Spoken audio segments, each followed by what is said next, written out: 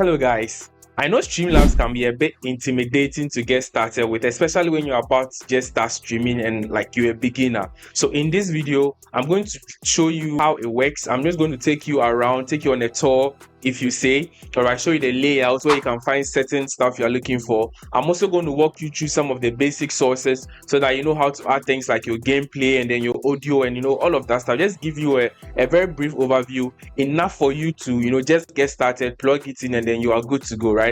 I'm also going to take you through most of the settings as well, output settings, video settings, and I'm going to show you and try to explain in as simple ways as possible what it does, so that you'll be able to jump in there and then stop feeling intimidated. Okay, so don't worry, I totally got you in this video. All right, so if you're ready, jump in and then let's get started with it. Let's go.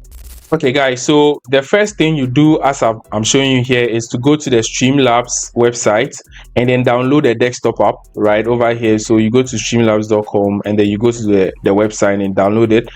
You can download for both Mac and then for Windows as well, right? Also, one more thing, if you have not yet created an account, all right, I would advise that you go into the Streamlabs website, right, and then you create an account as well. So over here I can just put in Streamlabs, streamlabs.com. all right, you see the option over here. Because I'm already logged in, you see the dashboard here. But if you are visiting this site for the first time, you can just get started and then you create your account, you log in or you sign up, something like that, and you are good to go. All right, so that's it for the sign up process. The sign up process is very simple. You can sign up with your Twitch, your email, or whatever it is. So I'm not going to spend too much time over there, as it's pretty straightforward. Once you are in, you come to a section like this. Let me show you. So over here I have my dashboard over here, and then there's a number of things here. I'm not going to bug you guys about this right now because the focus is on a desktop app, right? But most of the things over here you can't really do on a desktop app, like the cloud board and stuff like that. You'd have to configure it over here first, all right? But then I'm not going to go into all that. You can still start streaming without even touching anything here, all right? So we'll go to the desktop app. Make sure that you install it. If you haven't installed it, please download it and install it, and then pause the video and then come back to this video and then let's continue. All right, okay, so let's go back into the desktop app. So I'm going to minimize this right here. Okay, so over here I have the desktop app open. Don't let anything intimidate you here. All right, I got you. Don't let anything intimidate you. This is very simple. All right, so over here you see a number of screens and buttons and links and all of that. I wanted to show you how my scene for streaming looks like. So you guys know I stream FC25, right? So this is how my stream is set up. All right, so I want to walk you through how I got to this point. Very simple. Okay, so first of all, let's start from the left pane over here. All right, so you realize that we have editor, layout editor, studio mode, overlay, scene, alerts and widgets, collectibles, app store, highlighter, and recordings. Most of these things I've not even opened before, especially the app store and stuff like that. So I'm not going to go too deep into it. I'm going to keep it at the basic stuff, right? So over here is the editor. The editor is where all the most magic happens, right? You have the mini feed, you have the your horizontal output and your vertical output. Now, if you install Streamlabs for the first time, what will happen is that you will not get this vertical output.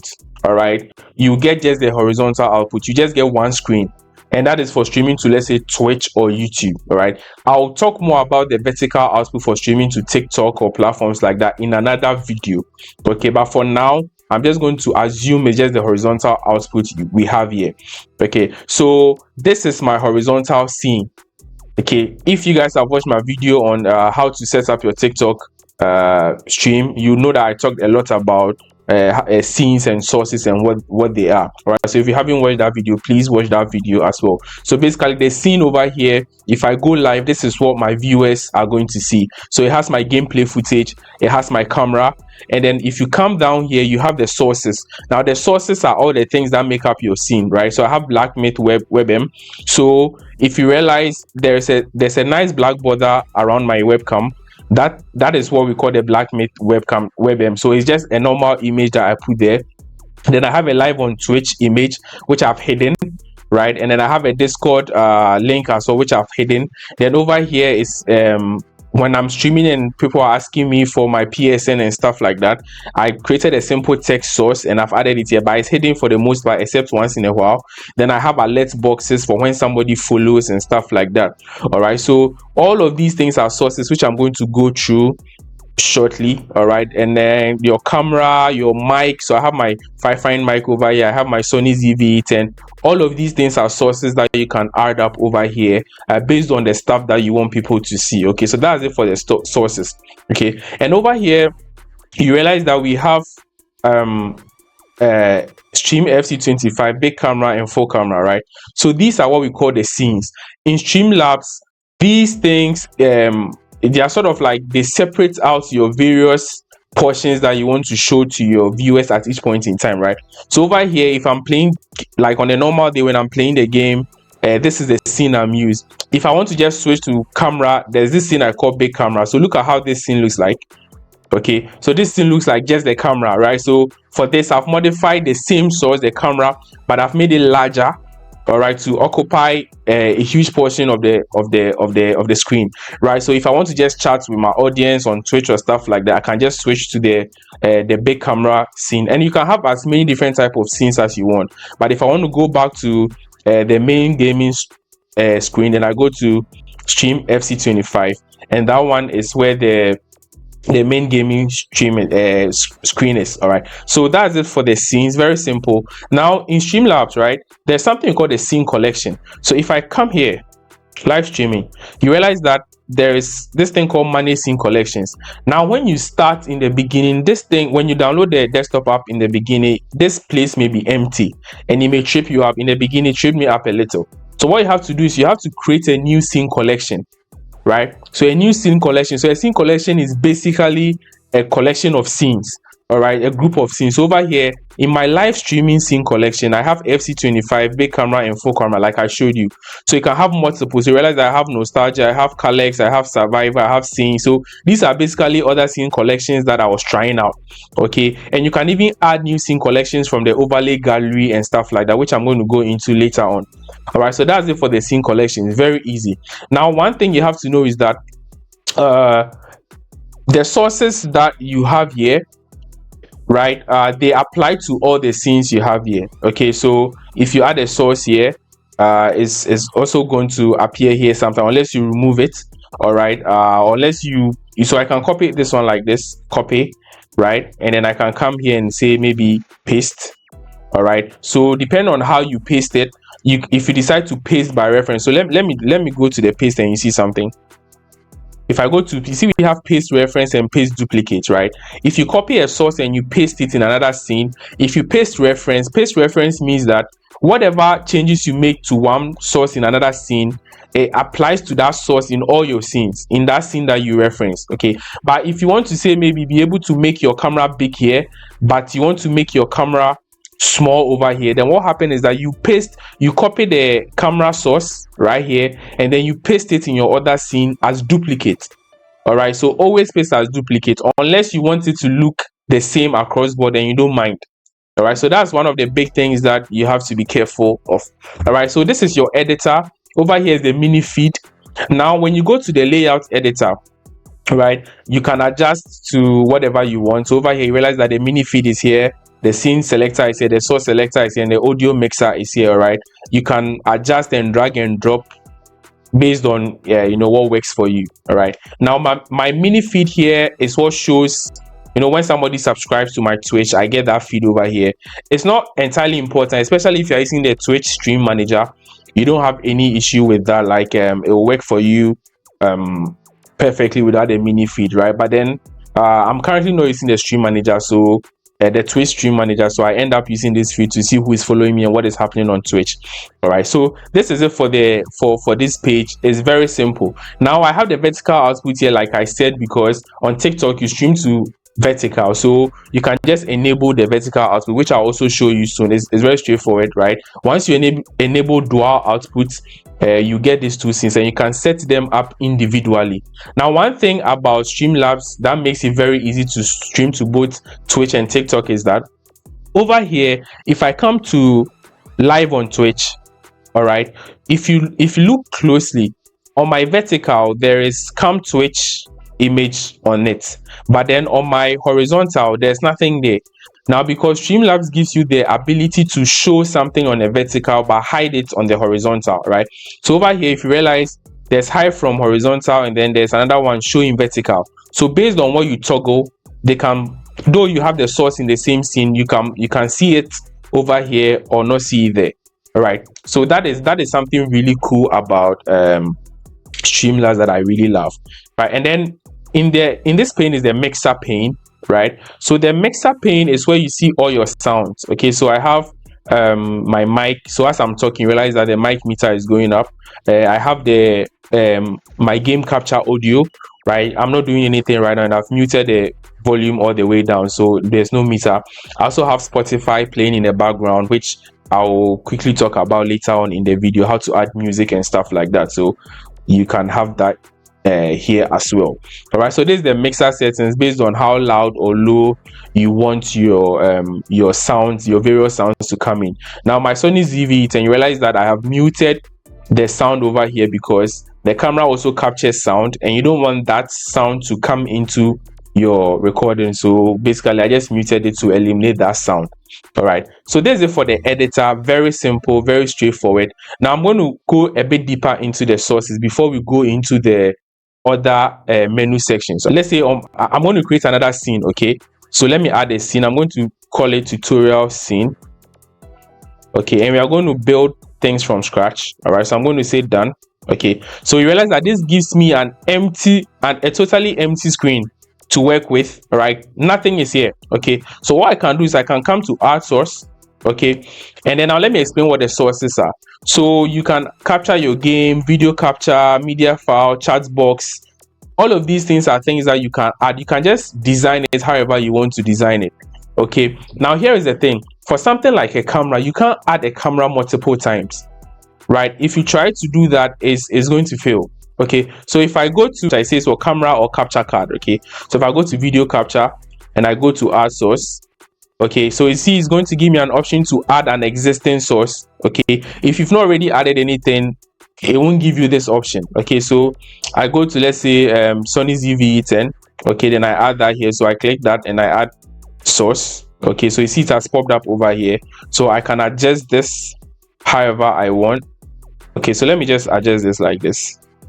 Okay, perfect. Okay, then I can say add another source, maybe so we go to video capture and then I add another source, let's say the video overlay. So I can click the Elgato video overlay, which is the overlay which is how I named my gameplay capture. Okay, so this one assumes you've already connected your capture card. I can't go into a lot of detail with that. All right, but I add source. Okay, so that shows up over here as well. Okay, so I can drag it here like this. Okay, now you realize that this is coming over my camera, so I can just relay them out. So I can drag the ZV-10 on top of the capture card like this. Okay, and that shows up there, and it's very simple. So I have my my gameplay footage. So anytime I go live, I'll be going live with this, and whatever I do here, it doesn't affect the other portion. You realize that this looks like this and then this looks like this, two very different scenes. Okay, so this is really nice, very simple. Okay, now let's go through some of the other sources as well. Okay, so we have the window capture, we have the display capture. Let's say you want to maybe you are streaming and then you want to share, maybe you've opened a website on your laptop and you want to share it to your viewers. You can use the display capture and then you can select whatever screen you want to share. There's the video capture we've talked about. There's the audio input capture as well, where you want to add your microphone. So it says capture microphone. You can do that as well. Now this place is the interesting part. Application audio. So application audio is let's say you have Discord chat open, or you have something like Spotify playing on your laptop and you want that Spotify music to go into your stream. All right, now you can click application audio. Okay, and then we can go to add source, right? So you realize that over here I already have Spotify and then Discord. Okay, but if you choose to add a new source, for example, so let's say random audio source, right, like this. Okay, and I go to add source. So you see now over here it gives you an option of choosing the window. So when I go to window, you see I have all of these things software that is opened on my laptop. So let's just say I was playing some music from YouTube in my browser on Firefox. If I choose Firefox, it's going to play the music from that particular browser window. Okay, so it's very simple. I can't go deep into the settings, but then hey, in another video, if you are interested, please drop a comment and I'll go into more detail into these settings. All right, but this is just to give you an overview. So that's how you add that. Okay, so that's for the sources. If you want to add an image too, there is an image source option somewhere, media. So there's an image. So the media, let's say your socials, you have like a logo of your social, your YouTube, your Twitch and stuff like that. You can add all of it here as an image, and then you are good to go. All right, and then media file, videos, texts. Let's say you are playing a game and you want to show the scores and stuff like that, you can add the text over here and you are good to go. And these are widgets. These are widgets that Streamlabs provide for you, so you can have all of that. Configure a tip goal, follower goal. So you want to have a follower goal on your screen, you can have all of that over here as widgets. So these are sources. There's a lot of them. For the most part, for me, I've just been using the basic ones, the display, and then the capture card, and then the camera and stuff like that. Very straightforward. Okay, so this is it for the sources. Right now I'm going to let us go into some of the stuff over here. I'll just summarize it a bit. We've talked about the layout editor. Studio mode is when you want to make changes to your scene and you don't want it to show like on your live stream. Okay, so maybe you are streaming but you want to try some changes and see how it looks, and you don't want it to accept your you don't want it to affect the live stream. You can go in studio mode, and these are scenes, alerts, and widgets and collectibles. So these are basically Streamlabs's a gallery for getting new scenes and stuff like that. So let me just pop up there, and then you see sometimes it takes a while to load. So these are sample scenes and widgets you can have access to. Now mind you, this is not free. I'm currently on the ultra version of Streamlabs, which is why I have access to some of these things. All right, so I can just choose an already created scene and then import it, and then all I have to do is to add my sources into the scene and I'm good to go. So then you don't have to design things from scratch. Okay, so this is really helpful too as well. Okay, so I'm not going to go into details because most of these things I've not even touched it before, and you can find them elsewhere anyways. Recordings, obviously if you are doing some recording, you can find it here and then be able to locate it. Sometimes once we are done recording, you are not able to you don't remember where you even recorded it to, so this is a very helpful tab for that. Okay, all right, let's go back into the editor. All right, and then I want to show you one more thing. So this is the record button, right? So let's say you want to be recording your stream at the same time that you are live. Anytime you go live, you just have to click on this record button, and then Streamlabs will record your stream along the way for to store later.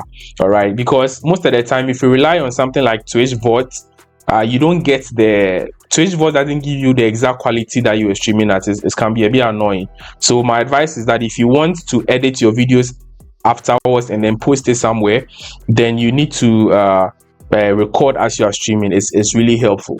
Okay, all right, so that's it for the basic, the editor, and then the scenes and stuff like that. Now we are going to go into much detail with the settings, okay, which is where a lot like your make it or break it comes. Okay, so let's check out the settings real quick. Okay, so now the settings pane. All right, so we go to settings over here. We hit settings here, right here, very important. Okay, so don't let this intimidate you. Once again, they are very simple. Once you get to like know things, like you get to find your way around it. Okay, so over here, the general tab, it says the language, obviously the language for the system. We have confirm stream title and game before going live. Okay, so sometimes this can be really helpful. Sometimes you hear the go live button, you'd want to make sure that all your stuff, your things are set. Your stream title is what you want it to, because it's easy to forget. So you want that double confirmation before you go live. So this is why this settings is here. But if something you are not interested in, you want to go live straight away, you can also uncheck it, right? And this one says disable hardware acceleration. You don't want to do that because you want to use the full power of your graphics card and stuff like that to power your streams, right? If you disable it, you get very poor performance. All right. And then this says disable live streaming features, recording only mode. So if you want to use Streamlabs just for recording videos and not streaming, you can just disable the live streaming features to sort of make the whole interface a bit simpler for you. Okay. And then output 2 says shows confirmation dialog when starting streams, show confirmation dialog when stopping streams. All right. So let's say you are streaming, you want to make sure that you don't accidentally end your stream. You'd want to turn this on, okay, so that when you click end stream, you get another confirmation before you finally quit it. All right. And it's the same thing for the other outputs, automatically record when streaming. For this, I have it turned off because there are some streams that I don't really have plans on recording. Maybe they're like bonus streams or test streams and stuff like that, and I don't want that clogging my file system and stuff like that. So for the streams that I really want to record, I like to manually press the record button to actually record that stream. Okay, so this one says keep recording when stream stops. So obviously when you end your stream, you'd want it to automatically like end the recording or whatever it is. I'm not sure why I've not turned this on actually, but then maybe it was for a reason. I think sometimes after you are done streaming, you'd want to do some type of recording to, let's say, if you know you're going to repurpose your content for YouTube or something, you want to add some words of conclusion to your stream before you actually stop, like get up from your desk. So for me, I don't really want to hit a stop record and then start record again and all of that. I need all the video as one so that I can easily edit it without having to go through multiple files. Okay, so I think that's why I have it off over here. But then if that's not for you, you can just check this button. All right, so we have keep recording when stream stops, automatically start replay buffer when streaming, keep replay buffer when stream stops. So the replay buffer is basically a way for you to immediately save your maybe the last 30 seconds or last 1 minute of a video. So let's say you are streaming, you scored this amazing goal and you want to clip that particular moment immediately. That is what the replay buffer is. So it will go back automatically by the number of duration that you specify, and then it will save that video. All right, so that's it for the replay buffer. Okay, and then there's a number of things here I've never touched. Snap sensitivity, snap sources to edge of screen, snap sources to other sources. These are all on default. I've not really played around with this to see what they do, but then I don't have any issues with them being on, and then they are the default settings, so I left it as it is. Okay, the next thing is the multi-streaming tab. Okay, so for multi-streaming, let's say you want to stream to not just Twitch and TikTok, but like maybe YouTube and Kick and stuff like that. You get some steps over here on how to go live with it. Okay, so it says connect your streaming account in the stream settings, and you log in and stuff like that. So over here in my stream, I stream to TikTok and Twitch for the most part, and then a bit of YouTube as well. If you are here for the first time and you logged into Streamlabs with Twitch, you probably already have Twitch active. But if you want to stream to TikTok, you'd have to connect your TikTok account, which is also another process. You have to submit some application and stuff like that. I'm not going to go into detail, but it's very easy. I was able to verify my TikTok within like 5 minutes. So it's very straightforward. And then YouTube as well, once you decide to link your YouTube, it just pops up the YouTube window for you to go ahead and then link your account. All right, so I won't go into detail with this. It's very straightforward. For the multi-streaming, if you want to stream to more than 2 platforms at a time, you may have to pay for Ultra. I'm currently on the Ultra plan, all right, because I stream to 3 platforms. But if you're doing 2, I think you can stream to 2 for free without any paid plan. And I think for the 2, you can only do 1 horizontal and 1 vertical. So you can't do 2 horizontal or 2 vertical. I think that's a restriction on that. Okay, but you could check and confirm that as well. Okay, so now that's for the stream. Let's go to outputs. Now this is the part that trips up a lot of people. Okay, so I'm not going to spend too much time here, but I'm still going to explain things for you. Okay, so output, right? Output is whatever is going to your client, to your viewer, sorry. All right, so streaming is an output, recording is an output. Okay, and replay buffer 2 is something that is an output. Okay, and it's something that gets saved locally. So for streaming, okay, now every streaming platform or any video you produce has audio tracks. Right now we have tracks 1 to 6 for the most part. Now track 1 all your sources, your music, your sound is added to these tracks 1 to 6. You can decide to add you can decide to just use one track at a time. All right, but what happens is that for a platform like Twitch, for example, if you add your Spotify and then your stream track is track 1, audio track is track 1, it means any sound that is on track 1 will go into Twitch, you understand, on your live stream, so people will be hearing your music and stuff like that. But if you leave it as it is, and then Twitch saves your VOD after a stream. Okay, so once your VOD is there on Twitch with the music, you can get copyright issues.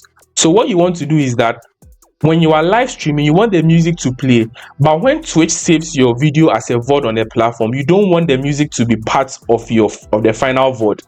Okay, so that is why we have this Twitch VOD. So you have to check it, and then you choose Twitch VOD track of 2. Okay, once you choose the Twitch VOD track of 2, what happens is that you can eliminate your Spotify or your music source from track 2. All right, so meaning the Twitch VOD will save with whatever audio is on track 2. So let me close this and show you what I mean real quick. So let me close this, and now in the mixer settings, I'll go to the settings window. Okay, all right, so now these are all my source settings and all my sound. You see all the ones that are muted. Okay, now look at something very interesting over here. All the sound has track 1, track 2, track 1 and track 2 enabled. So it means that sound coming from all of these sources, when they go to track 1 or 2, I don't have any problem with it. And then track 1 is where the live streaming software will be using. Okay, so you realize that on track 1 I have everything selected, even Spotify. So when I'm live, the audio track that will be used is track 1. So every sound that is enabled on track 1 will go to the live stream, right? But you realize that on track 2, Spotify is unselected over here. You get it? So meaning that, and we've said that the Twitch VOD should use track 2. So when Twitch is saving your VOD, it will not include the Spotify because Spotify was not selected as track 2. Okay, so that is that is basically what the Twitch VOD it's like. It's very easy to understand. Okay, so let's go back to outputs. Okay, so Twitch VOD track is 2. You can make it 3, you can make it whatever you want. Okay, now the next is encoder. I'm using the NVIDIA GPU. People have other GPUs available that you can use. I'm not really a fan of software because the software is not as powerful as the hardware. All right, so if you have a graphics card, I would advise that you use your graphics card, which is NVIDIA, and then instead of the software. But if you don't have that, then you can go with the software option. Okay, so and for streaming service encoder settings, you can leave it on. Rescale outputs, you can turn it off. The rate control by default is CBR, because CBR is the best, and that's one thing about Streamlabs. It sets some defaults for you, which makes a bit of sense. Okay, now the next thing is the bitrate. The bitrate, normally something 6,000 is okay. There's a lot of variations when it comes to the type of resolution you are streaming at and stuff. Like people say, if you are streaming at 4K, you can go to a higher bitrate and all. But for me, I feel like a decent bitrate is 6K. If you are doing 4K, you can go a bit up, like 9K and stuff like that. But at some point, it will become very hard for your viewers to see. Okay, because if you are streaming at 4K, I don't know, like lots of people will not be able to watch it. Like the bandwidth will be crazy. All right, so 6K at an HD resolution is fine, and we talk about that. Okay, and then we have the key frame interval, which is 2 by default. Preset, I use slow good quality, which is pretty tight. If you have to play around, I played around with this for a while before I got like what works for me. It all depends on I can't say that this is the best or this is the worst. It all depends on your capabilities, your internet, your laptop, your device that you are using. It all counts. All right, so but for me, slow good quality is better. All right, but you can start with the slowest. Okay, I advise that start with the slowest and test it out, and then drop it bit by bit. Okay, because the higher you go, the more bandwidth on your internet that you may need. Okay, so slow is the good spot for me. For the tuning, I have it on high quality. You can do ultra low latency. If your internet is you think your internet is very poor, you can go ultra low latency, and then that works. Okay, 2 passes mode, 2 passes quarter resolution is fine. Profile, we have high. GPU 0. It means for the GPU 0, you are saying that, hey, don't put any cap on the GPU. Like, go all in on using whatever GPU is available, and then max frames of 2. So this is for output for streaming. Very straightforward. You also have to make sure that the output mode is on advanced. Okay, by default you can have simple, and simple doesn't give you most of these options, so put it on advanced. Okay, and then we have recording. So for the recording standard, you choose your recording path, recording format. I'm using MKV, but you can also use MP4 as well. So if you realize, the audio track for recording is also 2 as well, because if I'm recording a video and there's I don't want the music to be part of the final video, or if I'm streaming and I'm recording at the same time, I don't want the music to be part of the final recorded video. Okay, because that brings issue if you're uploading it on YouTube and stuff like that. It's really problematic. Okay, so that's it for the audio track. And then also for this, I'm using the NVIDIA graphics card as my as my encoder, and then audio encoder. For most of these things, I left it on the default. Maybe for the bitrate, you can, for recording, you are not streaming, so I normally leave it at a high bitrate. Okay, but then the issue with the high bitrate is that your recorded videos are really large. Okay, so for me, for example, maybe a 30 minutes video, for example, or a 20 minutes video can be like 10 gigabytes in size, because the bitrate is really high. Okay, so it depends on what works for you. You can drop it to a bit below, maybe 9 or 8 or something like that, and you're good. And then I also have similar settings for my quality and stuff like that. Okay, GPU 0 and all of that. So there's it. Now the next is audio. So audio bitrate, I have it at 160. I've not even charged anything here since I installed Streamlabs, so I think this has worked great for me so far, so I'm not going to go into detail. Now replay buffer, I've not enabled mine yet, but if you choose to enable replay buffer, what happens is that immediately I enable it, there's this button that comes over here. Okay, so what will happen is that it will save the last, so over here it says as 20 seconds, so it will save the last 20 seconds of whatever moment you had, right? I can make it 30 seconds though. Okay, so what will happen is that it will save the last 30 seconds of the video, even when I'm live over there, for me to capture. So I've enabled mine. I've actually forgotten to enable this, so I've even enabled it right now. Okay, then we have audio. So now let's go to audio. Okay, we have audio right here. So over here I've disabled all my audio sources. I want to make sure that I have control over every single source that I add, so I've just disabled everything, so that I'm intentional about it. So I advise that you do that. It helps so that you don't have to go too much into finding out where some audio is coming from and stuff like that. That can be problematic. Okay, so sample rates, we have it as 48k Hz, right? That's the best, so at least you know you are getting the best audio quality to your viewers. Okay, now video is also a very important part. Now in the beginning, when you are starting, you may not have horizontal and vertical. Okay, so you have just horizontal. Now horizontal, this is a bit of a conflicting views from different streamers. Okay, now my monitor is a very high res monitor. Okay, so I set my base canvas to whatever I'm seeing on my monitor. Okay, because that is the footage that I'm capturing, right? So you can set it. Some people also say that you capture the base canvas based on whatever quality is coming from your capture card. So it all depends, but this is what I found really works for me. All right, but my capture card is not a 4K capture card as well, right? So then maybe that is it. Okay, so and then the output, for the output you can put it at 1080p, all right, because you want the best HD quality as possible. So the outputs, I advise that you go to 1080p. A standard is good, you are fine. Okay, but this base canvas, I advise that you play around with it. You can set it to 920 1080 and you still have very good results, but then I use this and it's been working for me so far. Okay, so just fidget around with it and then see how it goes. Then the downscale filter too, you have to play around with it. I use bicubic 16 samples and that also works for me so far, but there's a number of options, 32 samples, but I feel like bicubic is right in the center over there. It's not too large, it's not too slow, right? Then the FPS, you can put common FPS. I want my gameplay to be as smooth as possible when I'm streaming, so I have it on 60 FPS. All right, but if you feel that it's a bit too not good, or it's a bit too taxing on your PC, you can just put it at 30 FPS. Or maybe the capture card you are using doesn't really pull in a very high FPS values, and you can just drop it to whatever value works for you. But 60 usually is fine. Okay.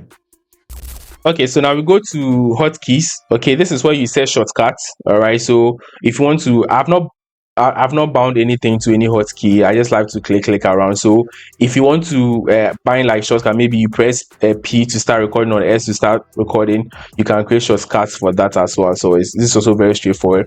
Then advanced.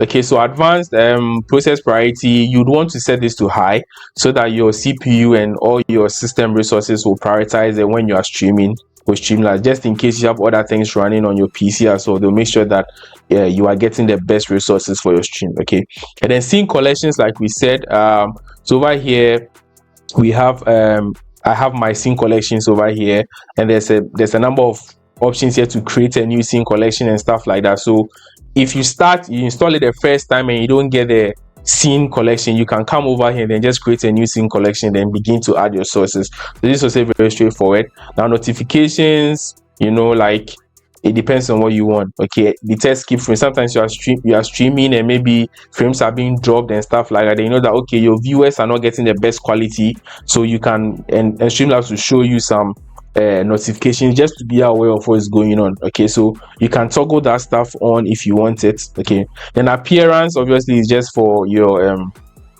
UI for Streamlabs. I've not really touched anything. You can choose a theme now, Obsidian Ultra, which is a theme available for Streamlabs Ultra subscribers. Okay, but then you can also use different type of themes or dark if you are interested in it. Okay, and remote control, you can download. There's a free Streamlabs controller app you can download. I've not tried out that app yet, but I'm yet to do that. Maybe I'll try it later on. Like, can download and you can be controlling parts of your screen of your stream from it. Okay, really solid as well. Okay, virtual webcam, this is like the way we have OBS virtual webcam. You can pull in like other camera sources from different platforms and stuff like that. So this is also really good. Then game overlay, enable in-game overlay. So he said the in-game overlay is a new experimental feature that allows you to view chat and events overlaid on top of your game. All right, so they said it's an experimental feature. I've never used this before. You don't need to really do that. And then the last two tabs are guest support and ultra. Obviously ultra is like to manage your subscriptions and stuff like that. Okay, so basically this is it. We've gone through most of it. You realize that it's really straightforward. There's really nothing extra about it. You want to spend more time on output, audio and video. These are the most important part that you'll be fidgeting around a lot. Okay, if you come to my vertical, you see my settings for my vertical too as well. For that I do 1080p and then we scale it to 720p as well. So basically this is it, and very simple. I know I've been able to capture everything. I don't want to make this video too long, so I'm just going to go straight away and then end the video here. I really hope that this video helped you to understand Streamlabs, okay, to see how it works and how you can play around with things. It's very straightforward, very simple. Okay, so let me know in the comments if there's anything that beats your mind, anything that confuses you. Just let it fly in the comments and I'll do my very best to respond. Or if there's any other video you want to see too, please drop in the comment. Also guys, I stream FC25 on Twitch and then on TikTok every Thursday to Sunday. So please subscribe and follow on my Twitch, and then please do well to join me over there. It will mean a lot to me. Okay, that's my main content, showing you guys how to stream, how to set up, and sharing the knowledge that I have. Is let's just say my YouTube side hustle. Okay, but my main stuff is to stream. Now I thank you so much for watching this video, and I hope to see you in the next one, guys. It's bye for now.